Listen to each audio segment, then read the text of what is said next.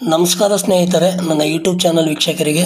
ನಾನಿವತ್ತು ಈ KSRTCಯಿಂದ ಒಂದು ಹೊಸ ಇನ್ಫಾರ್ಮೇಷನ್ ಇದೆ.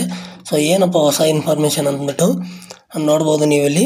ಜಾಹೀರಾತು ಸಂಖ್ಯೆ 1/2020 ಅನ್ವಯ ಚಾಲಕ ಕಮ್ ನಿರ್ವಾಹಕ ಹುದ್ದೆಗೆ ನೇಮಕಾತಿಗೆ ಸಂಬಂಧಿಸಿದಂತೆ ಮರುಪರಿಶೀಲನೆಗಾಗಿ ದಿನಾಂಕ 25/7/2024 ಬೆಳಗ್ಗೆ 10 ಗಂಟೆಗೆ ಕರ್ನಾಟಕ ರಾಜ್ಯ ರಸ್ತೆ ಸಾರಿಗೆ ನಿಗಮದ ಕೇಂದ್ರ ಕಚೇರಿ ಶಾಂತಿನಗರ, ಬೆಂಗಳೂರು ಇಲ್ಲಿ ಹಾಜರಾಗಲು ಸೂಚಿಸಿದೆ. ಕರ್ನಾಟಕ ರಾಜ್ಯ ರಸ್ತೆ ಸಾರಿಗೆ ನಿಗಮ. ಏನಪ್ಪ ಈ ಒಂದು SMS ಅಂದರೆ, ಕೆಲವೊಂದು ಅಭ್ಯರ್ಥಿಗಳು ಹೈಟಲ್ಲಿ 1 ಸೆಂಟಿಮೀಟ್ರು 2 ಸೆಂಟಿಮೀಟ್ರು ಏನೋ ಮಿಸ್ಟೇಕಲ್ಲಿ ಯಾವುದೋ ಒಂದು ಟೆಕ್ನಿಕಲ್ ಪ್ರಾಬ್ಲಮಲ್ಲಿಂದ ಯಾವುದೋ ಒಂದು ಪ್ರಾಬ್ಲಮಿಂದ ಅವರು ಫೇಲ್ ಆಗಿರ್ತಾರೆ. ಇನ್ನೊಂದು ಕೆಲವೊಬ್ಬರು ಅರ್ಧ kg 1 kg ತೂಕದಿಂದ ಫೇಲ್ ಆಗಿರ್ತಾರೆ. ಅಂಥವರಿಗೆ ಮತ್ತು ಆಮೇಲೆ ಕೆಲವೊಬ್ಬರು ವೆರಿಫಿಕೇಷನ್ ಟೈಮಲ್ಲಿ ಕೆಲವೊಂದು ದಾಖಲಾತಿಗಳು ಸರಿ ಇಲ್ಲ ಅಂಥೇಳಿ ಅವ್ರನ್ನ ರಿಜೆಕ್ಟ್ ಮಾಡಿ ವಾಪಸ್ ಕಳಿಸಿರ್ತಕ್ಕಂಥವ್ರು.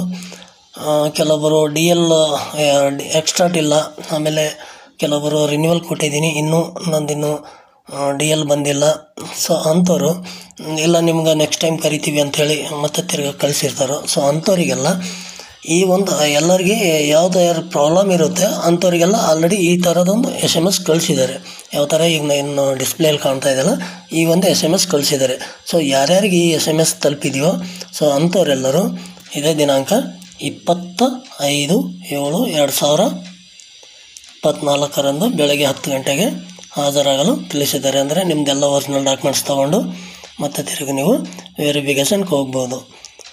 ಯಾಕಪ್ಪ ಇಷ್ಟೆಲ್ಲ ಕರಿತಾ ಇದ್ದಾರೆ ಅಂದರೆ, ವೆರಿಫಿಕೇಷನ್ ಕ್ಯಾಂಡಿಡೇಟ್ಗಳು ಕಡಿಮೆ ಇದ್ದಾರೆ, ಅವರಿಗೆ ಮತ್ತೆ ತಿರ್ಗಿ DCMC ಅವ್ರು ಏನಾದರೂ ಶಾರ್ಟೇಜ್ ಬಿದ್ದರೆ ತೊಂದರೆ ಆಗುತ್ತೆ ಅಂಥೇಳಿ ಎಲ್ಲರನ್ನೂ ಮತ್ತೆ ಅವಕಾಶ ಕೊಟ್ಟು ವೆರಿಫಿಕೇಷನ್ ಕರೆದಿದ್ದಾರೆ.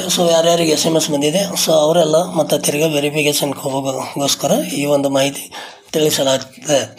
ಅದಾದಮೇಲೆ ಇದು 25 ಅಂದರೆ ನಾಳೆ ಇಲ್ಲ ನಾಡಿದ್ದು 1-2-3 ದಿನದಲ್ಲಿ ಈ ಒಂದು ದಾಖಲಾತಿ ವೆರಿಫಿಕೇಷನ್ ಎಲ್ಲ ಪ್ರೋಸೆಸ್ ಕಂಪ್ಲೀಟ್ ಆಗಿದ್ದ ತಕ್ಷಣ ಟ್ರ್ಯಾಕ್ ಒಂದು ಡೇಟು ಅನೌನ್ಸ್ ಮಾಡ್ತವ್ರೆ. ಯಾವತ್ತು ಅಂಥೇಳಿ ನಾನು ಇನ್ನೊಂದು 3-4 ದಿನದಲ್ಲಿ ನಿಮಗೆ ತಿಳಿಸುತ್ತೇನೆ. ಈ ಒಂದು ಮಾಹಿತಿ ನಿಮ್ಗೇನಾದರೂ ಇಷ್ಟ ಆಗಿದರೆ ಒಂದು ಲೈಕ್ ಮಾಡಿ. ಜೊತೆಗೆ ನಿಮ್ಮ ಫ್ರೆಂಡ್ಸ್ಗಳು ಯಾರಾದರೂ ನನಗಿನ್ನೂ SMS ಬಂದಿಲ್ಲ, ನಾನೇನು ಮಾಡ್ಬೋದು ಹಂಗೆ ಅಂತ ಕೇಳಿದರೆ KSRTC ಹೆಲ್ಪ್ಲೈನ್ ನಂಬರ್ ಇದೆಯಲ್ವ, ಅಲ್ಲಿ ಕಾಲ್ ಮಾಡಿ ಕೇಳಿ.